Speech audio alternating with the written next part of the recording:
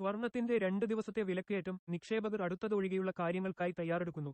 സംശയാതീതമായി China തങ്ങളുടെ രാജ്യത്തിന്മേൽ അടുത്തിടെ ചുമത്തിയ താരിഫുകളെ നേരിടാനും പ്രതികരിക്കാനും ഒരു ആക്രമണതന്ത്രം തയ്യാറാക്കുകയാണ്.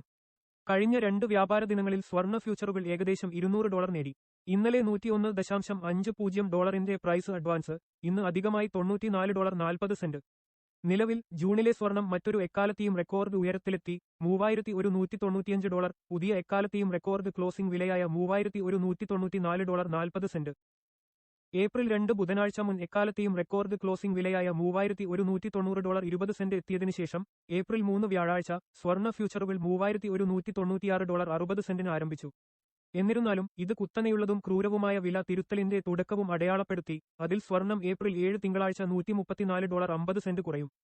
സ്വർണത്തിന്റെ പ്രതിദിന ചാർട്ടിൽ രൂപപ്പെട്ട മെഴുകുതിരിയുടെ തരം തിരിച്ചറിയൽ ഉടനടി തിരിച്ചറിഞ്ഞു. ഒരു ഡോജി. ഒരുപക്ഷെ ഏറ്റവും ശക്തമായ ഒറ്റ മെഴുകുതിരി തരങ്ങളിലൊന്നായ ഡോജി എന്ന വാക്ക് അതേ കാര്യം എന്നർത്ഥമുള്ള ജാപ്പനീസ് പദത്തിൽ നിന്നാണ് വന്നത്.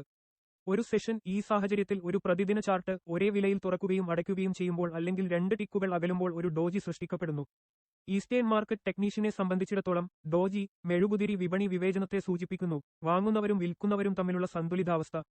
ശക്തമായ വിലയിടിവ് അല്ലെങ്കിൽ മുന്നേറ്റത്തിന് ശേഷം അത് തിരിച്ചറിയപ്പെടുമ്പോഴാണ് അതിന്റെ ശക്തി വരുന്നത്. ഒരു പ്രധാന ട്രെൻഡ് റിവേഴ്സലിന് മുമ്പ് ഒരു മാർക്കറ്റ് ഏകീകരിക്കപ്പെടുന്നതിന് അതിന്റെ സംഭവത്തിന് ഉയർന്ന സംഭാവ്യതയുണ്ട്. കഴിഞ്ഞ 2 വ്യാപാര ദിനങ്ങളിൽ നിക്ഷേപകർ അതിന് സാക്ഷ്യം വഹിച്ചിട്ടുണ്ട്. 3 ദിവസത്തിനുള്ളിൽ $135 ആഴത്തിലുള്ള തകർച്ചയിൽ നിന്ന് ഒരു പ്രധാന ട്രെൻഡ് റിവേഴ്സൽ, ഒരു ഡോജി മെഴുകുതിരിക്ക് ശേഷം 2 ശക്തമായ വിലമുന്നേറ്റങ്ങൾ ഏകദേശം $200.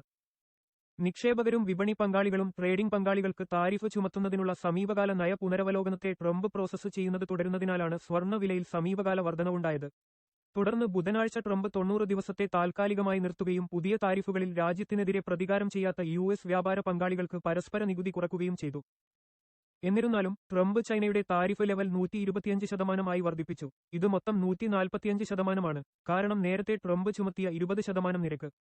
ബുധനാഴ്ച ഉച്ചതിരിഞ്ഞ് ട്രംപ് ഇനിപ്പറയുന്നവ പോസ്റ്റ് ചെയ്തു: ഏതെങ്കിലും ഘട്ടത്തിൽ സമീപഭാവിയിൽ USA-യെയും മറ്റു രാജ്യങ്ങളെയും കീറിമുറിക്കുന്ന നാളുകൾ ഇനി സുസ്ഥിരമോ സ്വീകാര്യമോ അല്ലെന്ന് ചൈന മനസ്സിലാക്കും. ചൈനയിലേക്കുള്ള US ഇറക്കുമതിയുടെ മൊത്തം നികുതി 84% ഉയർത്തിക്കൊണ്ട് US കയറ്റുമതിയിൽ പുതിയ 50% താരിഫ് പ്രഖ്യാപിക്കുകയായിരുന്നു ചൈനയുടെ ഉടനടി പ്രതികരണം. MSNBC പറയുന്നതനുസരിച്ച് ഇവയിൽ US കമ്പനികളെ ചൈനീസ് ബ്ലാക്ക് ലിസ്റ്റിൽ ചേർക്കുന്നു. ചൈനീസ് സോഷ്യൽ മീഡിയ കമ്പനിയായ ടിക്ടോക്കിന്റെ വിൽപ്പന താൽക്കാലികമായി നിർത്തിവച്ചിരിക്കുന്നു. ചൈനീസ് ഇറക്കുമതിക്കാർ US ഒഴികെയുള്ള രാജ്യങ്ങളിൽ ഉത്പാദിപ്പിക്കുന്ന കാർഷിക ഉൽപ്പന്നങ്ങൾ തിരഞ്ഞെടുക്കുന്നു. ചൈനീസ് കറൻസി മൂല്യത്തകർച്ച, സ്വകാര്യ മേഖലയ്ക്ക് വലിയ തോതിലുള്ള സർക്കാർ സബ്സിഡി എന്നിവ ഉൾപ്പെടുന്നു. US-ഉം ചൈനയും തമ്മിലുള്ള വാക്യുദ്ധം ഒരു പനി പടരുകയാണ്. നയതന്ത്രജ്ഞർ തീ തുപ്പുകയാണ്. താരിഫുകൾ അമേരിക്കയെ ലോകത്തിന്റെ മറ്റു ഭാഗങ്ങളിൽ നിന്ന് ഒറ്റപ്പെടുത്തുകയാണെന്ന് ചൈനീസ് വിദേശകാര്യ മന്ത്രാലയം പറഞ്ഞു. സ്വന്തം വ്യാപാര രീതികൾക്കായി ചൈനയ്ക്കെതിരെ US ചുമത്തുന്നു എന്ന ആരോപണം.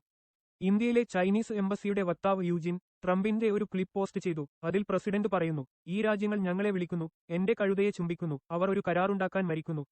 ശരിക്കും അവൾ ക്ലിപ്പിനോട് പ്രതികരിച്ചു: അവർ ഏതൊക്കെ രാജ്യങ്ങളാണ്? എന്റെ അഭിപ്രായത്തിൽ വാക്കുകളുടെ യുദ്ധം കൂടുതൽ ഭയാനകമായ ഒന്ന് സൃഷ്ടിച്ചു. ചൈനയും അമേരിക്കയും തമ്മിലുള്ള പൂർണ്ണമായ വ്യാപാര യുദ്ധത്തിന്റെ തുടക്കം.